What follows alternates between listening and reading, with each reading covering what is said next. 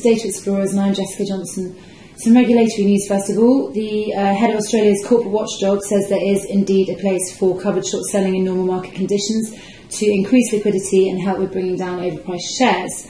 However, the ASIC decided there was a need for more disclosure and agreed with the Australian Securities Exchange, the ASX, that covered short selling should be disclosed. The ASIC also recommended this to the government, which is now considering legislation.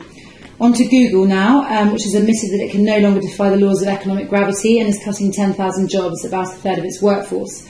Shares that were worth $700 in December were worth $300 in September, and as you can see from this graph, the short interest reflects this.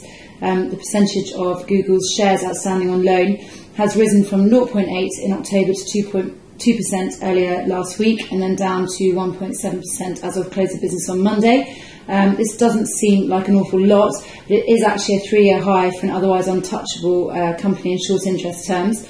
And utilisation has also spiked from 3% to 10% in the same time frame. Now on to Yahoo, whose percentage of shares outstanding on loan have also risen from 0.6% on Halloween to 1.8% now. Utilisation, like Google, has also risen from 4% in late October to around 10% now. In the UK property market, mortgage approvals have dropped 50% year on year, which have obviously hit house builders, as well as a bearish note from Credit Suisse giving warning of a fire sale of land.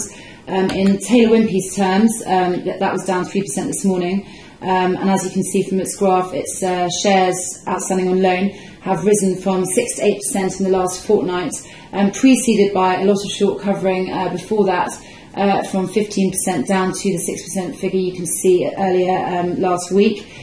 This is probably because investors have gone back into the trade amid growing concerns that Taylor Wimpey will be liquidated or will have to hand its equity to creditors.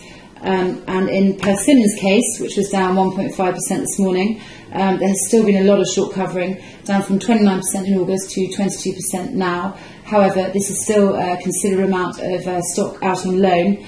And in Barrett's case, the stock fell 7% this morning. But again, like Persimmon, we've seen a lot of short covering, down from 18% to 10.5% in the same time frame, which is also, again, a very significant amount. In Germany and in the DAX, Hypo Real Estate was bailed out, as we know, by the German central bank last week, has also seen a significant amount of short covering. Presumably for this very reason, the percentage of shares outstanding on loan have decreased from a whopping 27% in May to 7% now, so it's a huge decrease there. And utilisation is still very high, however, at 63%, so supply is indeed low. Many thanks and have a great day.